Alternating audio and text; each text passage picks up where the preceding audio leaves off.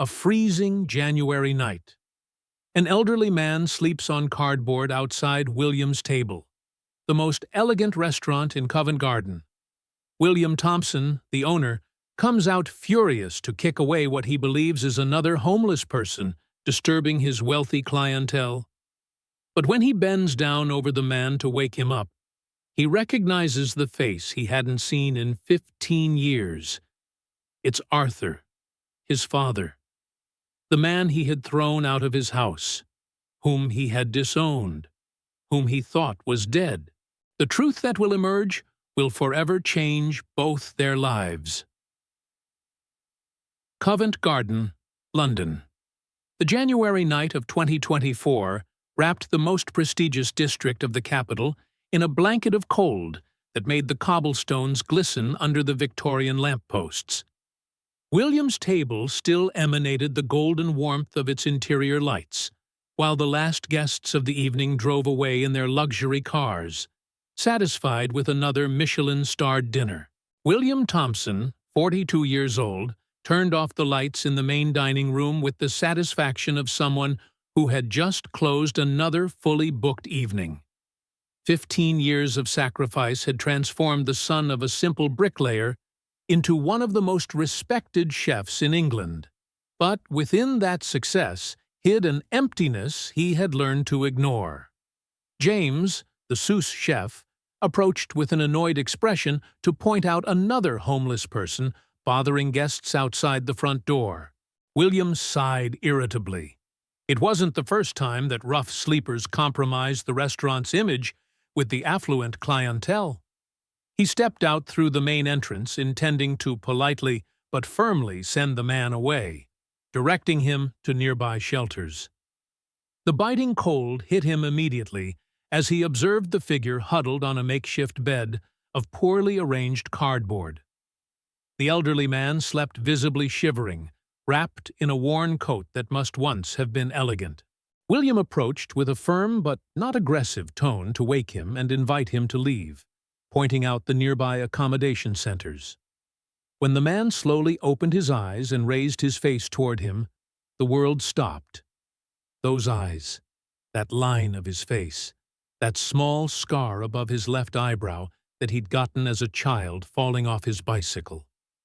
"Dad?" William whispered, his voice breaking into 1,000 pieces. Arthur Thompson, 67 years old, looked at his son with tired but still lucid eyes. For a moment that seemed eternal. Father and son stared at each other in silence. 15 years of resentment, pain and regrets that seemed to collapse in that freezing instant. Arthur murmured his son's name with a hoarse voice, explaining that he didn't want to bother him. William felt breathless seeing the father he had thrown out of his house 15 years earlier reduced to a homeless man, sleeping on cardboard outside the restaurant that bore his name. The question about how he had ended up in that state received a bitter answer, a long story that perhaps William didn't want to hear. But looking at this man who had once been his rock before becoming his greatest pain, William saw how much he had aged, how ill he seemed, and in his eyes a suffering that went beyond poverty. Arthur tried to refuse the invitation to come inside, insisting that he had already done enough damage and would continue on his way. But William shouted with a force that surprised him, ordering him to get up and come inside because he couldn't sleep on the street. Arthur looked him in the eyes and saw something he no longer hoped to see. Behind the anger, behind the resentment, there was still a thread of love. Fragile, wounded, but still alive. He accepted to come in just for that night, promising that afterwards he would leave. As William helped his father to get up, feeling how much he had lost weight and how frail he had become, 1,000 questions crowded his mind.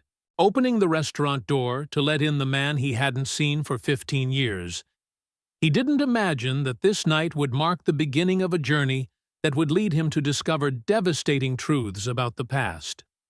The interior of William's Table seemed even more luxurious in the nocturnal half-light. Arthur looked around with eyes that mixed pride and shame, admiring what his son had built with his own hands. William went to the kitchen to prepare something hot, his hands trembling as he heated up some traditional English soup. 15 years of anger clashed with the image of his father reduced to this state. He returned with steaming beef and barley soup and fresh bread, watching Arthur look at the food with eyes filling with tears. As Arthur ate slowly, as if each spoonful were a treasure, he began to tell his story. After that cursed night 15 years ago, he had gone to Manchester, found work on another construction site, lived in a small flat, trying to rebuild what he had destroyed. William's mind returned to that furious fight. Arthur had discovered his son's intention to abandon architecture for culinary school. The discussion had degenerated into a clash of wills that broke the family. Arthur's words still echoed. Cooking was for women. William should become an architect, not a chef. But William had responded that it was his life, his passion, and if he couldn't live it under that roof, he wouldn't live there anymore. Before leaving, William had uttered the words that had tormented both of them for 15 years. For him, Arthur was no longer his father. He was dead to him. Arthur continued the story with an increasingly weak voice. He had continued working, but he was no longer the same man. He had lost the only thing that really mattered: his son. Alcohol had become his companion, first only in the evenings, then more and more. It had made him lose everything: job, home, dignity. He had ended up on the streets like so many others. Arthur pulled from his coat pocket a crumpled plastic bag. Inside were dozens of newspaper clippings, every article, every review that mentioned William and his restaurant. He had carefully preserved them all, despite living on the streets. He was the proudest and most foolish man in the world. William took the clippings with trembling hands. They were all there. The first positive review, the article about the Michelin star, the interview in the Sunday Times food section, all preserved by a man who had no roof over his head. Arthur confessed that he had been hiding for 2 weeks, wanting to see his son from afar at least once. He wanted to see the man he had become. He hadn't meant to fall asleep outside the door. For the first time in 15 years, William approached his father and hugged him. Arthur burst into tears, holding his son as if he feared he would disappear again. William promised that he would never let him live on the streets again. But what William didn't know was that Arthur was hiding a secret much more serious than poverty, which once revealed would test all the love they were rediscovering. Arthur moved into the small flat above the restaurant, but William noticed worrying signs: persistent cough, extreme fatigue, moments of confusion. After a medical checkup, Dr. Harrison gave the devastating diagnosis: advanced lung cancer. 6 months to live, maybe less. When William asked about the results, Arthur smiled serenely. He had known for months already. He preferred to spend his remaining time there with his son, rather than in a hospital. He wanted those days to be beautiful. William broke down in tears at the cruelty of fate. Arthur embraced him. Destiny had given them a second chance, and they shouldn't waste it crying. That night, Arthur worked in the kitchen for the first time. His hands showed the agility of someone who had always known how to work. He confessed that his grandmother had taught him to cook as a child, but as an adult, he thought the kitchen wasn't a place for a man. William finally saw the man his father could have been. He proposed they work together properly. Arthur wept with emotion. To be able to teach the family recipes, to help honor the family in that restaurant, nothing would make him happier. Thus began the most beautiful and painful period of their lives, working together while time ran towards an inevitable farewell. Arthur taught William that cooking wasn't just technique, but soul. Customers immediately noticed the change. The dishes maintained their elegance, but had gained emotional warmth. Reviews spoke of cuisine that touches the soul. Arthur shared family stories while they cooked. Enjoying the story? Give it a little like and don't forget to subscribe. Now then, let's carry on. Grandfather George used to say that a man who knows how to cook is never alone, because food brings people together, creates family, even among strangers. In April, Arthur collapsed in the kitchen. The tumor was progressing. That night, as William helped him to bed, Arthur asked for two things: never stop cooking with heart, and find someone to love. Build a family. That was the last time Arthur managed to work in the kitchen, but not his final lesson. In May, Arthur could no longer get out of bed. William found a notebook with all the family recipes written in shaky handwriting. For William, so our story continues through flavors. With love, Arthur. There was also a sealed letter for when Arthur was no longer there. Arthur confessed he had finally understood that 15 years earlier, William had been right. Cooking was art, love, life. William forgave him completely. Arthur smiled with tears in his eyes, confessing all his love. That night he fell asleep peacefully, never to wake again, with the notebook beside his bed and the smile of someone who had made peace with life. Arthur's funeral was held at the small St. Paul's Church in Covent Garden, just steps from the restaurant. William had been surprised by the number of people who came. Restaurant customers, local shopkeepers, even some homeless people Arthur had known during his years on the streets. "Your father was a good man," an elderly homeless man told him after the ceremony. "When he had something, he always shared it. He kept me alive on more than one occasion." William thus discovered that Arthur, even in his most difficult moments, had continued helping those worse off than him. It was the final demonstration of the man he had always been. That evening, William closed the restaurant and sat alone in the kitchen with Arthur's letter in his hand. He opened it with his heart beating fast. "My dear William, if you're reading this letter, it means my journey has ended, and yours continues. Don't be sad for me. These last months have been the most beautiful of my life. I have a request to make of you." Behind the restaurant, in the parallel street, lives a woman with two small children. Her name is Emma Davies. She was made redundant 3 months ago and struggles to make ends meet. During these months, I've noticed that sometimes she searches through the bins behind the restaurant, looking for food that's still good. I ask you to help her, not out of pity, but because I believe she can give you what I never managed to give you: a real family. I've seen how she looks at the restaurant when she passes by. I've seen the kindness in her eyes when she talks to her children. Give her a chance. Love often grows where we least expect it.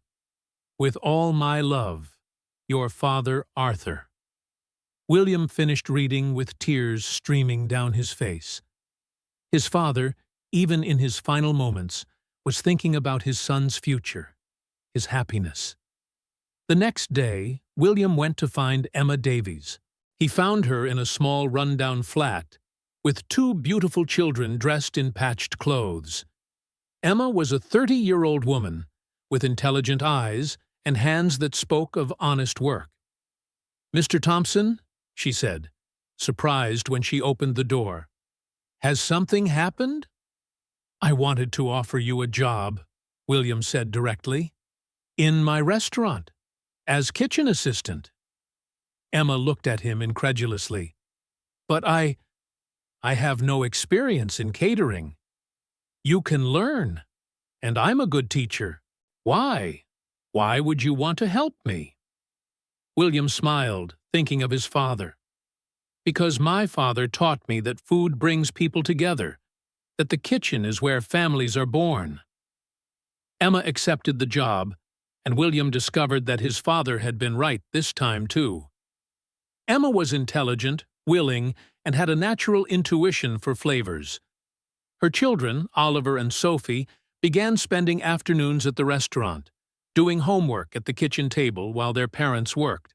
Customers immediately noticed the harmony that filled the place. Emma not only helped in the kitchen, but brought fresh ideas, recipes from her native Wales that blended perfectly with the family traditions Arthur had taught William.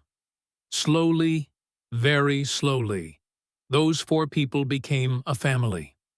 It wasn't immediate, it wasn't easy, but it was natural like bread rising. William taught Oliver and Sophie simple cooking tricks, while they taught him to see the world through children's eyes.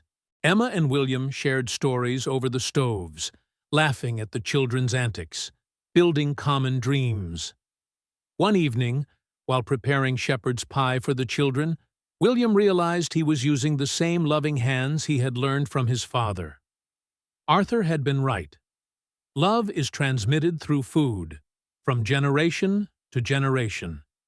A year after Arthur's death, William and Emma married in the same church where the funeral had been held.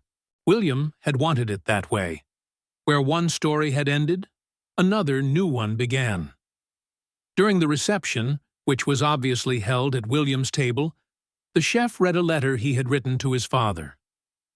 "Dear Dad, today I married the woman you helped me find.